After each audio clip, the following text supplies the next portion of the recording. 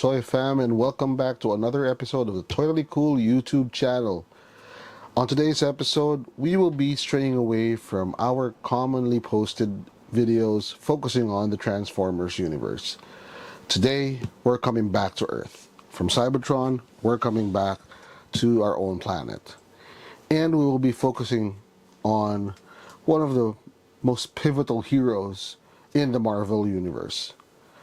What we have in this box is something that would definitely be a key collection piece in any Iron Man fans gallery. So come a little bit closer, and what we will show you today is Tony Stark's Mark I arc reactor. So let's open him up. So inside the box, we have a very delicately packaged item with I think this is a styro lining. And inside we have, there we go, the plastic case, cable, USB to a 3.4 9 volts, I think, I'm not sure, and another one where you can see the stand. All right, so there's not a lot of pieces in there. We'll put this back in the box. Before we get into this, I want to show you a little bit of the box where we have a photo on all sides of Tony Stark's Mark I arc reactor, which, as Obadiah said in his rant with the scientists of Stark Industries, he built inside a cave. Of course, with the help of Yendel or something. I can't remember, but this is one of those iconic moments in the Iron Man movie, which pretty much kicked off the Marvel Cinematic Universe, where you see Tony Stark creating the Iron Man suit, but it began with the arc reactor. It was initially made to get himself freed from the battery that was stuck to his chest to keep the fragments from getting into his heart. So this is more of like a power device for the electromagnet that he built to keep his heart alive, so to speak. So it was a prosthetic, as he said in Iron Man 2. So now let's get down to this.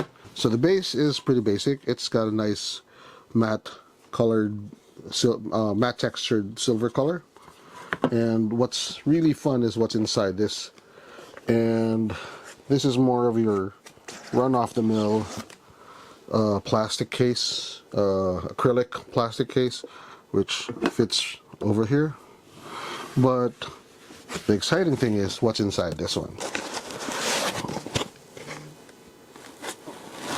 Ta-da!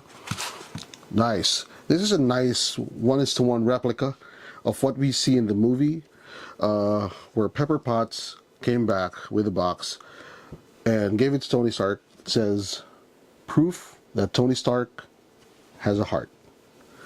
Okay, this comes in two pieces. This one is the actual arc reactor, which was placed inside the chest cavity of Tony Stark. This was the thing that he asked Pepper to pull out of him before he replaced it with a Mark II. So it looks so real, guys. It looks like if I had an arc reactor hole in my chest, I could put it in, because it even has a socket. Okay, so it fits nicely into this ring. Okay, and it fits snugly over there. Now, the funny thing about this is it actually has a socket for a power cable. Now, for now, we'll remove the twist ties, and the way to do it is to stick it from the bottom. Okay, it has a ring that you have to unscrew. Okay, set that aside. That's going to secure it to the base, and you flip it up to give you more space and more room for the plug to get into that socket right there. Right there. Okay, so it sits in there. You pull it so it doesn't look too obvious, and then you tilt it because it's going to fall over. It's going to fall out.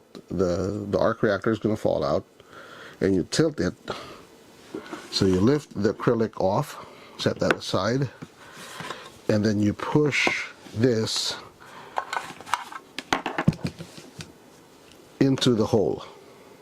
Okay, fits snugly into the hole, and you get it all the way through like this, like so, and it sits. There is a gap that sits into a notch on the case.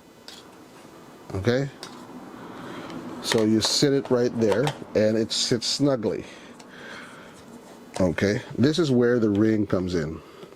You put the cable through the ring right there, and once it goes all the way up, you secure it. Make sure it's sticking out, and then you just fasten it with the ring. All right, so that is pretty secure, and you place the cable out there to make it look like that's really Tony Stark's arc reactor. So again, make sure that it's tilted to say 25, maybe 30-degree angle, just so it doesn't fall off, because if it's not, it doesn't snap into place. Now underneath the base there is like a crevice which you can put the cable through so it doesn't look too obvious. And this is where you close the case. There you have it. That is the Mark 1 Tony Stark Iron Man arc reactor from Iron Man 1, or should I say the origin or the genesis of the Avengers. Oops. Okay. Now, you might ask, what was the cable for?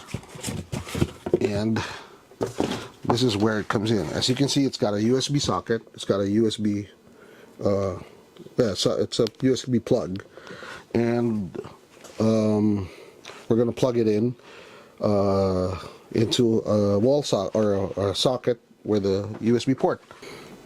Okay, now we have a socket where we could plug it into. Just plug it into any phone charger head, and it lights up. It lights up. Wait till you see what happens when we turn off the light.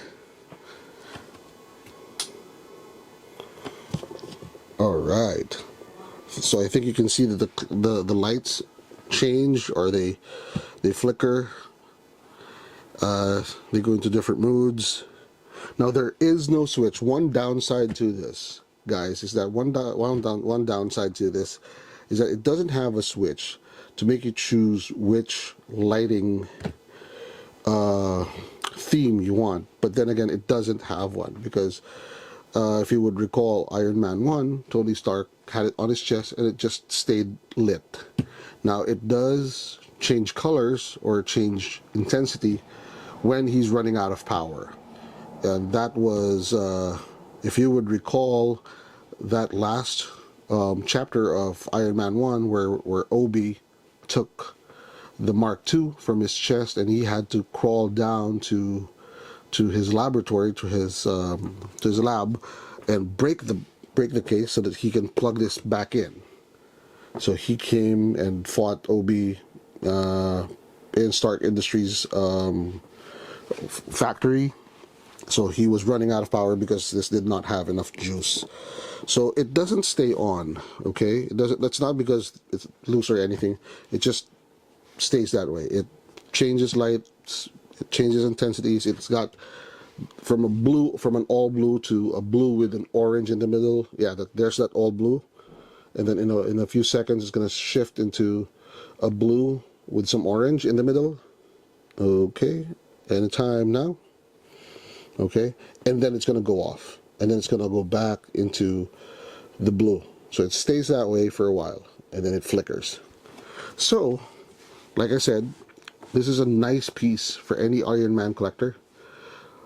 I should say, if you had the Marvel Legends Mark V, I'm sorry, Iron Legends Iron Man mask, or the Killer Toys mask or helmet, then it would be perfect. You would have at least something that you would put in as a centerpiece to your Iron Man collection. That, and if you could add some action figures, like say the Hulkbuster, the DLX 30 Hulkbuster, together with all the other DLX 30 Iron Man figures, then it would be a nice addition or centerpiece to your Iron Man gallery. So with that ends another review on our Totally Cool YouTube channel. Don't forget to click on like and subscribe and hit that bell button for the notification that you will receive if you want to know more about new content that we will post on this channel. With that, thank you for watching. Hope to see you again, and happy collecting.